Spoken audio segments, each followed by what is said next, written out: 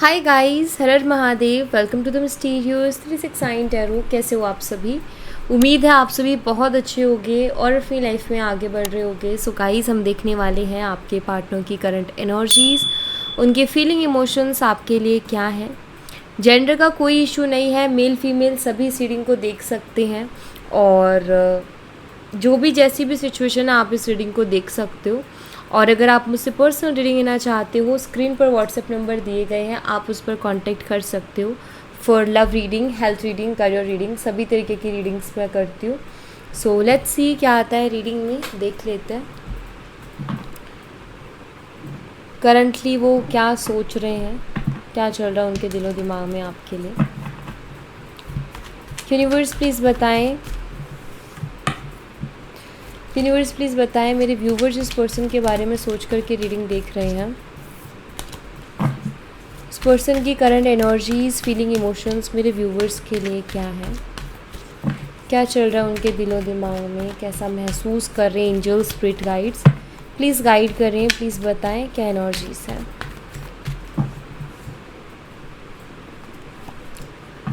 सबसे पहले यहाँ पर एस ऑफ वॉन्ड्स है, एरीज, लियो एंड सैजिटेरियस, मिसिंग और धनु राशि। Knight of wands, same sign again. The hangman, Aquarius, कुंभ राशि। Knight of swords, Gemini, Libra and Aquarius, मिथुन, तुला और कुंभ राशि। And the high priestess, Pisces, मीन राशि। आई थिंक ये पर्सन आपकी लाइफ में बहुत ज़्यादा इन एंड आउट करते हैं। शायद आप एक ऑन एंड ऑफ सिचुएशन से अभी डील कर रहे हो, ऐसा दिखता है यहाँ पर। Queen of cups, Cancer, scorpion, Pisces, कर्क, मीन और वृश्चिक राशि। Seven of pentacles, Taurus, Virgo and Capricorn, वृषभ, कन्या और मकर राशि। Ace of swords, Gemini, Libra and Aquarius, मिथुन, तुला, कुंभ राशि। Four of wands, Aries, Leo and Sagittarius, मेसिंग और धनु राशि। And nine of cups, Cancer, scorpion, Pisces, कर्क, मीन और वृश्चिक राशि। लेट्स सी गाइस, क्लैरिफाई करते हैं।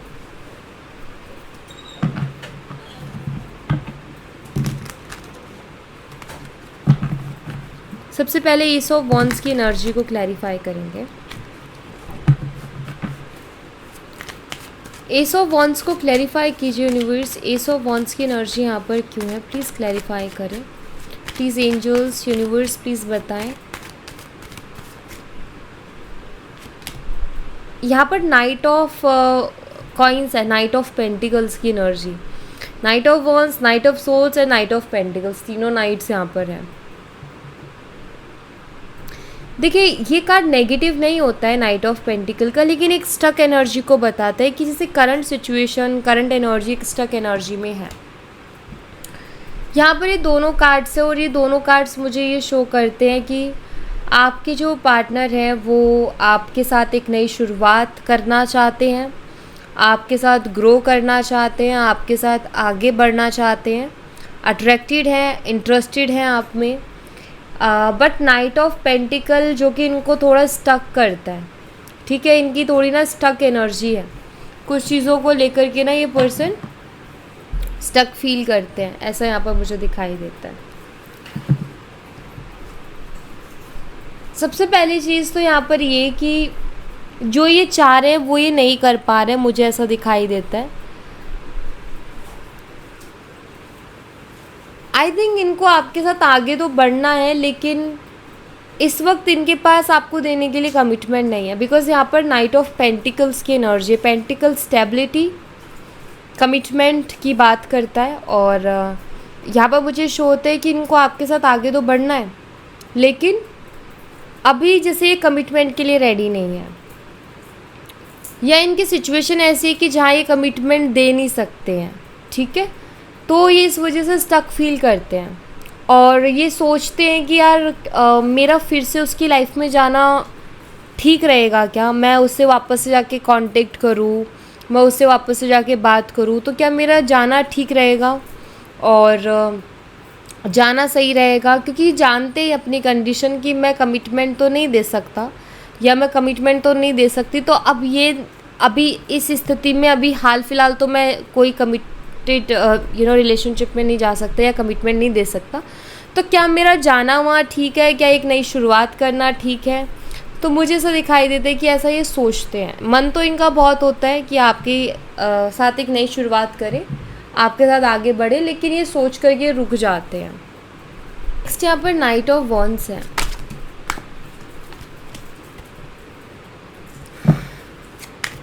नाइट ऑफ वॉन्ड्स को क्लैरिफाई कीजिए यूनिवर्स, नाइट ऑफ वॉन्ड्स की एनर्जी यहाँ पर क्यों है, प्लीज़ बताएं। यहाँ पर 7 ऑफ वॉन्ड्स की एनर्जी है। देखिए, ये आपकी लाइफ में अगर इन एंड आउट बहुत करते हैं ना, तो यहाँ पर मुझे ऐसा दिखाई देता है कि और आपने इस चीज़ को नोटिस भी किया होगा, ये एनर्जी पहले भी आई है किसी रीडिंग में, मैंने ये देखा है, पहले भी ये रीडिंग में एनर्जी आई और अगेन अब दोबारा से आई है कि ये पर्सन खुद को गार्ड करने लगते हैं, डिफेंसिव एनर्जी में चले जाते हैं जब भी इनके ऊपर कोई रिस्पॉन्सिबिलिटी आती है।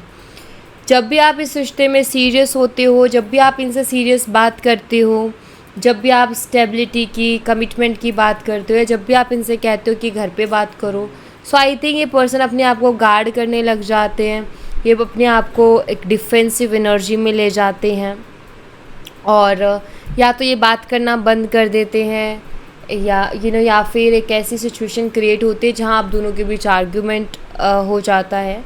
तो मुझे यहाँ पर ऐसा नज़र आता है कि आपके पार्टनर फिर से आपकी लाइफ में आने के बारे में सोच रहे हैं, बट इस बार ना उनके आप वापस से आपकी लाइफ में आना उनके लिए चैलेंजिंग हो रखा है और वापस से आपकी लाइफ में आना उनके लिए चैलेंजिंग इसलिए हो रखा है क्योंकि हर बार वो ऐसा ही करते हैं।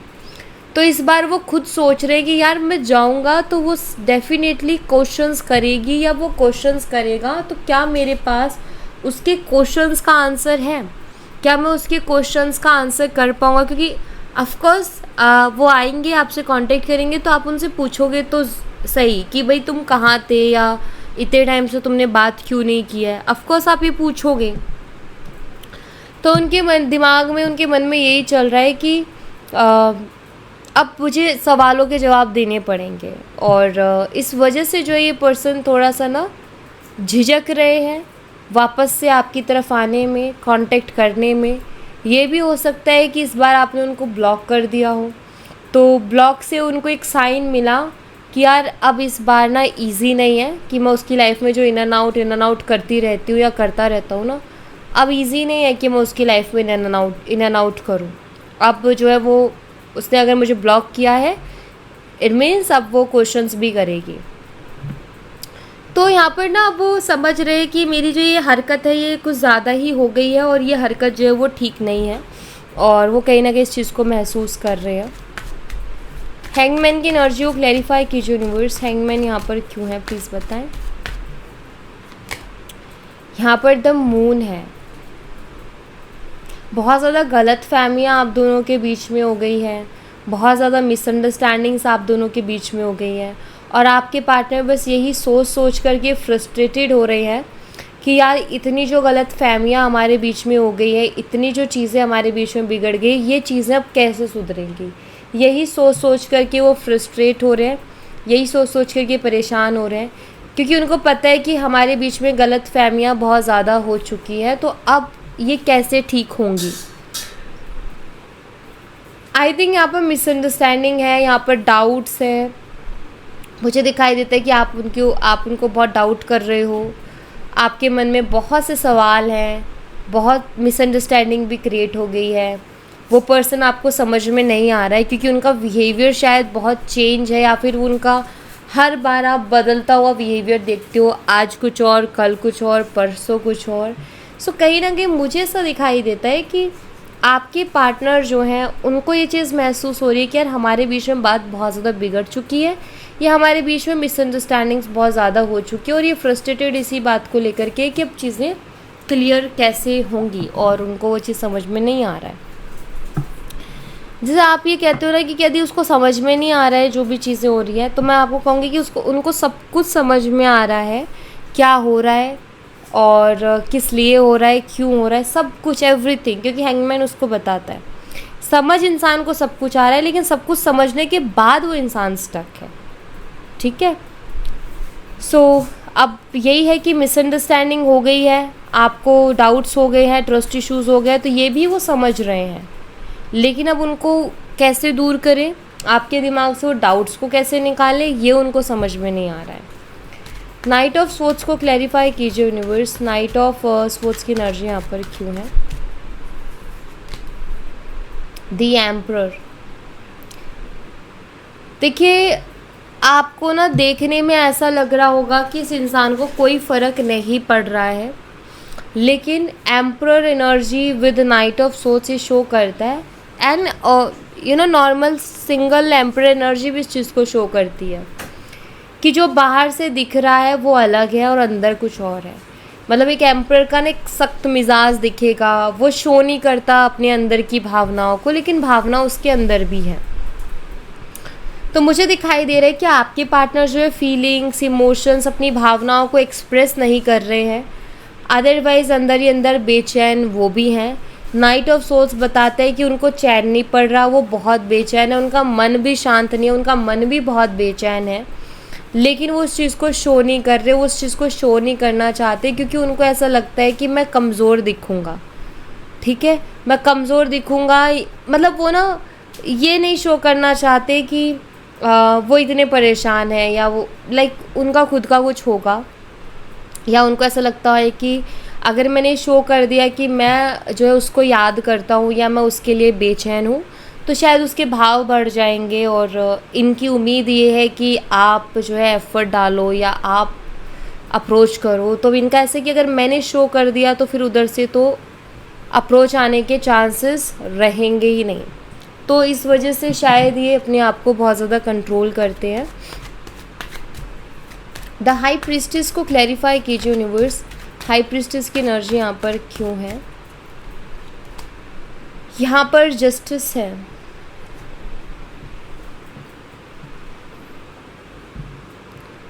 देखिए आपके पार्टनर जो है वो, उनका दिल ये जानता है और वो दिल से जानते हैं कि गलती उनकी भी रही है, और बहुत सी गलतियाँ उन्होंने की हैं, बहुत सी गलतियाँ उनसे हुई हैं, और मुझे यहाँ पर ऐसा दिखाई देता है कि वो आपको जस्टिस देना चाहते हैं, वो आपके साथ जस्टिस करना चाहते हैं, और ऐसा करने के लिए उनकी इंट्यूशन उनको बोल रही है, उनकी अंतरात्मा उनको बोल रही है कि यार तू गलत कर रहा है या तू गलत कर रही है और तू ये ठीक नहीं कर रहा, तुझे चीज़ों को ठीक करना चाहिए। मतलब उनको ना उनका मन, क्योंकि ये इंट्यूशन का कार्ड है और यहाँ पर जस्टिस का कार्ड है, उनका मन उनसे ये कह रहा है कि वो गलत कर रहे हैं, वो जो भी आपसे दूर जाने का फ़ैसला ले रहे हैं तो वो गलत ले रहे हैं, और वो ये भी महसूस कर रहे हैं कि कुछ गलतियाँ मेरी भी रही हैं, तो मैं कैसे एक्सपेक्ट कर सकता हूँ कि सामने से ही एफ़र्ट आए।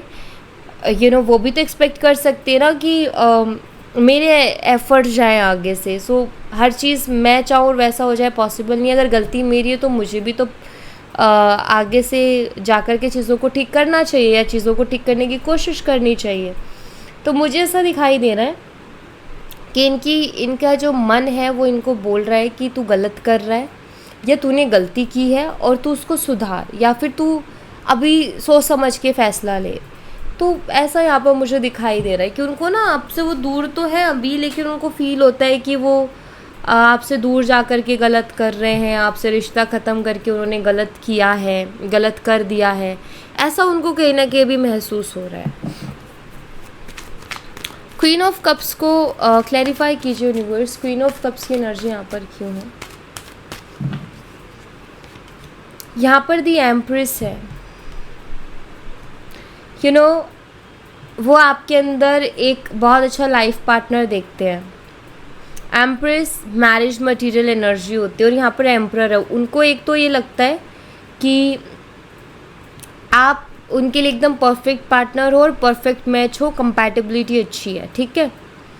दूसरा, आप उनको मैरिज मटेरियल लगते हो और वो क्वालिटीज़ वो आपके अंदर देखते हैं,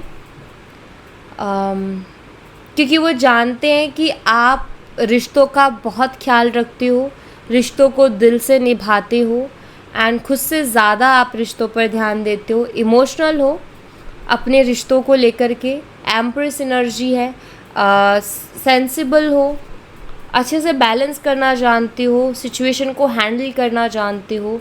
यहाँ पर ना वो आपके अंदर वो गुण, आपके अंदर वो क्वालिटीज़ देखते हैं जो कि उनको अपने पार्टनर के अंदर चाहिए, और वो क्वालिटीज़ उनको आपके अंदर दिखाई देती हैं। इसलिए ये पर्सन को आप मैरिज मटेरियल लगते हो और इसीलिए ये पर्सन आपसे शादी भी करना चाहते हैं। बट मुझे लगता है कि उनकी जो करंट एनर्जीज़ हैं, उनकी जो करंट सिचुएशन है, उसमें उनको प्रॉब्लम हो रही है कमिटमेंट देने में। आई थिंक वो थोड़ा वक्त चाहते हैं, उसके बाद आपको कमिटमेंट दें, ऐसा मुझे दिख रहा है। ठीक है, 7 ऑफ पेंटिकल्स को क्लैरिफाई कीजिए यूनिवर्स। 7 ऑफ पेंटिकल्स की एनर्जी यहाँ पर क्यों है, प्लीज़ बताएं। 7 ऑफ पेंटिकल्स और यहाँ पर है एस ऑफ स्वॉर्ड्स। धीरे धीरे करके आपके पार्टनर के दिमाग में सारी चीज़ें क्लियर हो रही हैं, वो क्लियरिटी की तरफ बढ़ रहे हैं, मैं ये कहूँगी। आई थिंक आपके पार्टनर बहुत उलझे हुए हैं और बहुत उलझे हुए थे, बहुत उलझे हुए हैं। उनकी कोई क्लियर इंटेंशन नहीं थी, उनके दिमाग में कोई क्लियरिटी नहीं थी, बस वो चल रहे थे जैसे समय लेकर के चल रहा है वैसे वो चल रहे थे। बट उनकी कोई प्लानिंग नहीं थी, उनकी कोई सोच, उनकी कोई क्लियरिटी नहीं थी चीज़ों को लेकर के। बट मुझे ऐसा दिखाई दे रहा है कि धीरे धीरे ये पर्सन क्लियर हो रहे हैं और धीरे धीरे करके जो है इनके दिमाग में क्लियरिटी आते जा रही है, ऐसा यहाँ पर मुझे दिखाई देता है। एस ऑफ स्वॉर्ड्स को क्लैरिफाई कीजिए यूनिवर्स। एस ऑफ स्वॉर्ड्स की एनर्जी यहाँ पर क्यों है, प्लीज़ बताएं। यहाँ पर जजमेंट की एनर्जी है।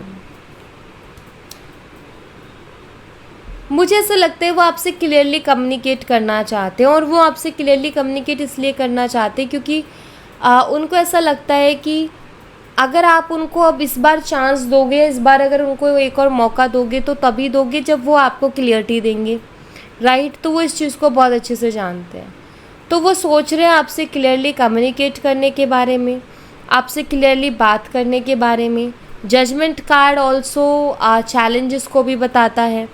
सो जो भी प्रॉब्लम्स हैं, जो भी चैलेंजेस हैं जो उनको स्टक कर रही है या जो उनको इस रिश्ते में सीरियस होने से रोक रही हैं, आई थिंक वो उन सारी बातों को या उन सारी चीज़ों को आपसे डिस्कस करना चाहते हैं और आपके सामने रखना चाहते हैं कि देखो अभी मेरे सामने ये प्रॉब्लम्स हैं, तो अभी पहले मुझे इनको क्लियर करना है, देन उसके बाद मैं सोच सकता हूँ कि मुझे कमिटेड रिलेशनशिप में आना है। सो आई थिंक ये पर्सन आपसे क्लियरली कम्युनिकेट करने के बारे में सोच रहे हैं। 4 ऑफ वंस की एनर्जी को क्लैरिफाई कीजिए यूनिवर्स। 4 ऑफ वंस यहाँ पर क्यों है, प्लीज़ बताएं। यहाँ पर जो है नाइट ऑफ स्वॉर्ड्स की एनर्जी है। अनएक्सपेक्टेडली एंड सडनली इस पर्सन का एक्शन आपकी तरफ आएगा जब आपने सोचा भी नहीं होगा, ऐसे टाइम पर भी आ सकता है, ठीक है, कि अचानक से इनका कॉल या मैसेज आपको रिसीव हो एंड आपने सोचा, आपको लग रहा होगा कि नहीं करेगा बट कर दिया, ठीक है, एकदम से आपकी लाइफ में आ जाना। अगर आपका कहीं ऑफिस है या कुछ ऐसा है जहाँ वो कभी भी आ जा सकते हैं, तो सडनली ये वहाँ भी आ जा सकते हैं, सडनली ये आपके सामने आ सकते हैं, ये मुझे दिखाई दे रहा है अगर पॉसिबिलिटीज़ हैं। अब आपका मान लीजिए ऑनलाइन कनेक्शन है, उसमें पॉसिबिलिटीज़ ही नहीं है और मैं ये कह दूँ तो वो आपके लिए नहीं है फिर मैसेज। तो अगर ये आपके सामने आ सकते हैं तो ये सडनली आपके सामने आ सकते हैं, ऐसा मुझे यहाँ पर दिखाई दे रहा है, ठीक है। और सडनली आपसे बात करने की कोशिश करना, आपसे बात करना, ये पर्सन कर सकते हैं, ऐसा मुझे यहाँ पर दिखाई दे रहा है, ठीक है। 9 ऑफ कप्स को क्लैरिफाई कीजिए यूनिवर्स। 9 ऑफ कप्स की एनर्जी यहाँ पर क्यों है, प्लीज़ बताएं। 9 ऑफ कप्स को यहाँ पर 2 ऑफ कप्स क्लैरिफाई कर रहे हैं। आपके पार्टनर जानते हैं या फिर वो ये अभी महसूस कर रहे हैं कि उनको इस रिश्ते में सब कुछ मिल सकता है। वो इस बात को जानते हैं और फील भी करते हैं कि उनकी सारी विशेज़, उनकी सारी ख्वाहिशें, जो उन्होंने सोचा था अपनी लाइफ को लेकर के, जैसा उन्होंने सोचा था अपनी लाइफ को लेकर के, उनको ऐसा फील होता है कि वो सारी चीज़ें, इनकी सारी विशेज़ अगर कोई फुलफ़िल कर सकता है तो वो ये रिलेशनशिप है जो कि आपके साथ है, ठीक है। तो मतलब आपके पार्टनर ना आपको अपने विश फुलफिलमेंट भी मानते हैं और उनको ऐसा लगता है कि अगर आपका साथ मिला तो वो अपनी सारी ख्वाहिशें पूरी कर लेंगे, मतलब उनके पास सब कुछ होगा, ठीक है, सब कुछ यानी कि सब कुछ, ठीक है। सो यहाँ पर मुझे ऐसा दिखाई देता है कि वो इस कनेक्शन को अबेंडेंस भी मानते हैं अपने लिए। बेशक उन्होंने कभी वो बात आपको बोली हो ना बोली हो, कभी ये बात कही हो या ना कही हो, लेकिन मुझे ऐसा दिखाई देता है कि वो अबेंडेंस मानते हैं आपको अपने लिए, ठीक है। यहाँ से मैं कुछ मैसेजेस देखूंगी, लेट्स सी।